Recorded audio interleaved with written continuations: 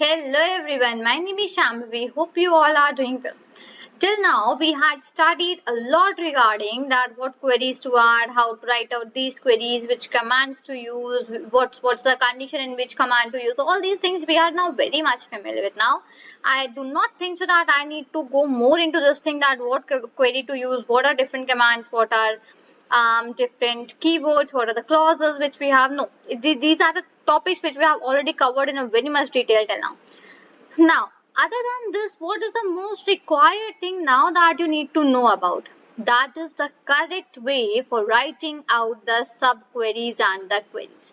You are now very much familiar, very much master in putting out the queries from your side, that which command to use, what to use. But what's the correct procedure for using that? That now we are going to discuss right here. So topic for discussion right today is correct way for writing queries. Correct way for writing out that queries, right? So basically we have 10 ways here that you should actually follow up, use out for writing out the queries. Okay, let's go ahead with one by one here. So let me quickly take out some color to write ahead and go ahead with the thing. So let's take out this one. Okay, very first topic. I don't think so that this is too much visible or something like that. Okay. Very first is that provide the correct format provide the correct format while writing out while writing a query. While writing a query. Very important, and the very first important thing that you should keep in mind that while writing out a query, provide it the correct format. Now, what's the format? That first of all, we need to use out the select statement, right? First of all, we use out the select statement. After select, we put out what are the column names which you want out, or either you want the whole data. So for that we put out the asterisk, or basically if we just want out some particular column name, so we just put out that column names, right? After that we put out our condition, like let's say you want to use where, or what do we just want to use out, we use out that particular command. Other than that, if you want to sort out something, so we just use the function for sort out. If we just want to put out another condition, we just put out those conditions. This is what is a proper format for writing out any SQL query, right? So it is very much important to provide the correct formatting while writing out a query. Okay, what it does now, what are the reasons that why we do, like, because we never do anything without a reason. What is the reason that why we should provide out a correct format? It enhances the readability.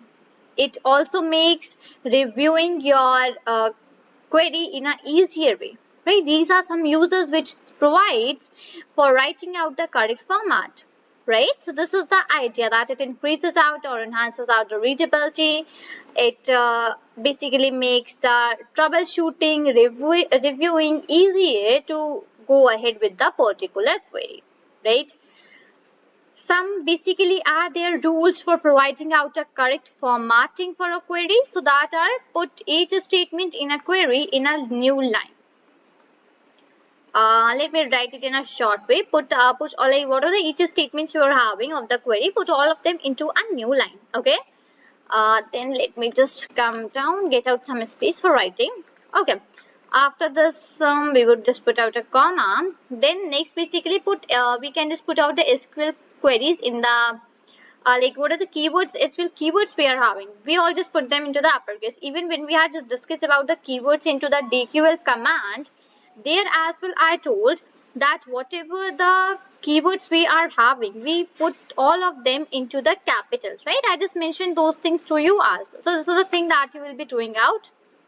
After that, yeah, these are the two things which you can actually do for providing out the correct formatting while writing out a query. Fine. Hope it is very much clear with the very first rule.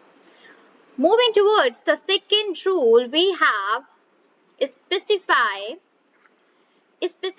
the select specify the select fields instead of using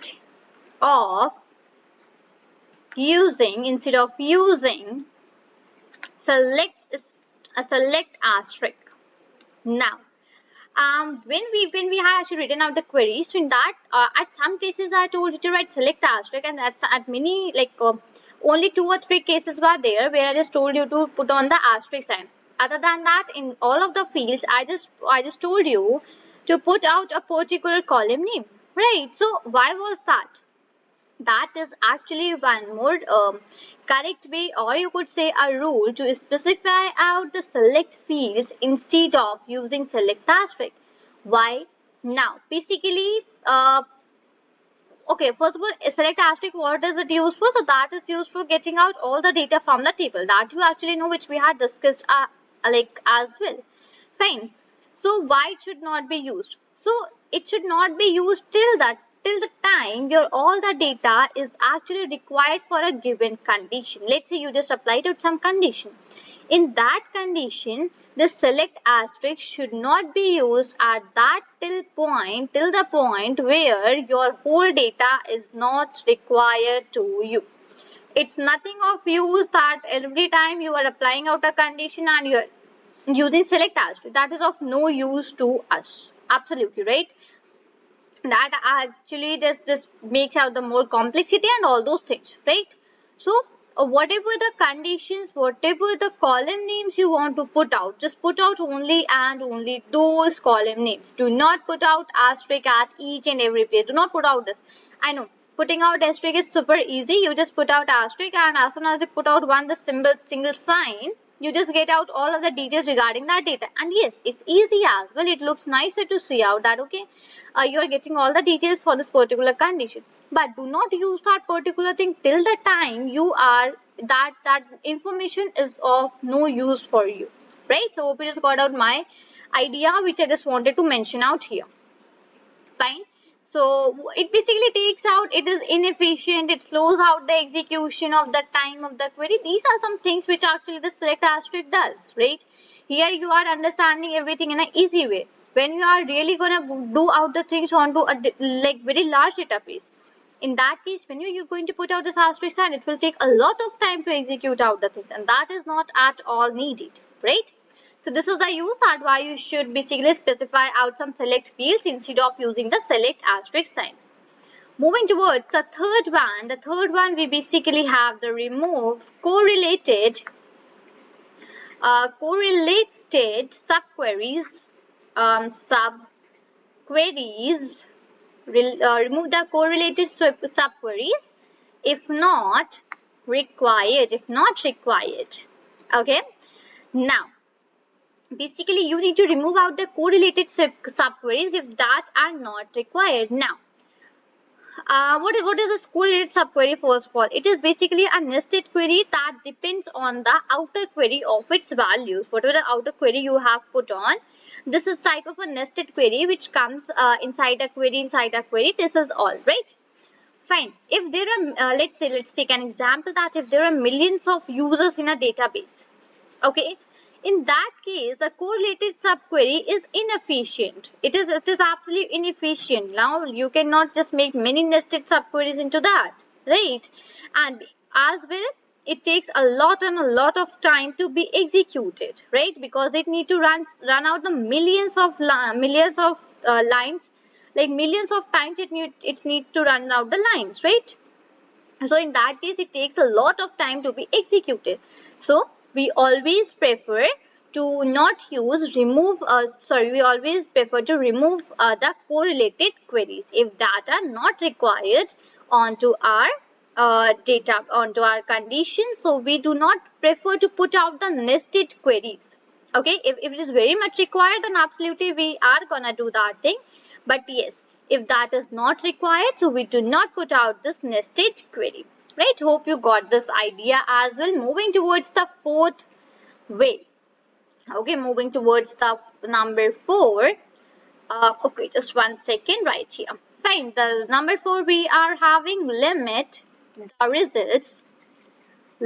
results obtained limit the results obtained by the query.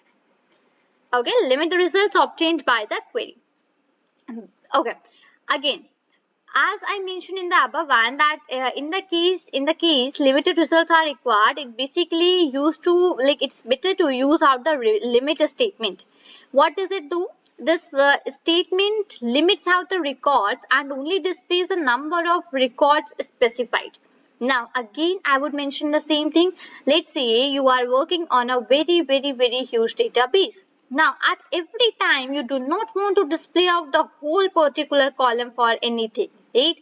You never want to do that thing, because again, it will be very inefficient. It will take very much time.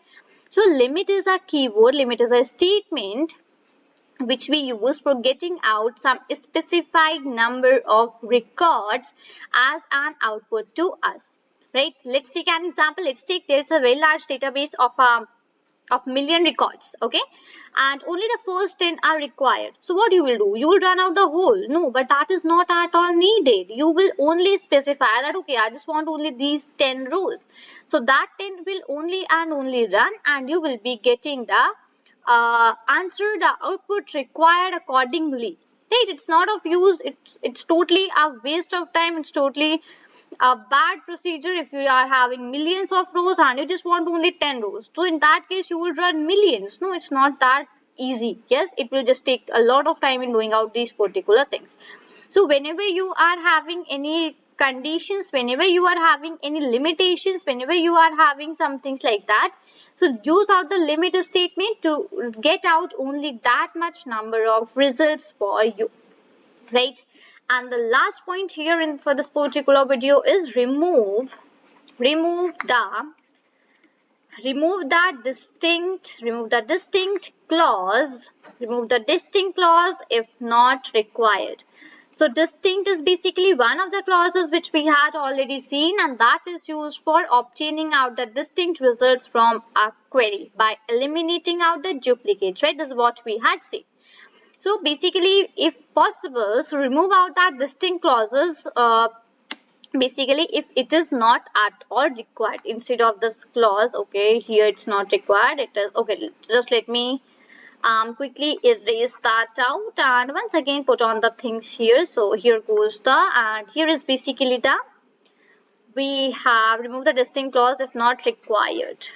Fine, remove out that distinct clause if it is not at all required for displaying out the results. Also, now what it does, it increases the execution of time of the query, right? Because all the duplicate fields actually get grouped together. So it is always better to avoid out the distinct clause as much as possible. As an alternative, instead of distinct clause, you could just use out that group by clause which we had used to obtain out some distinct results, right?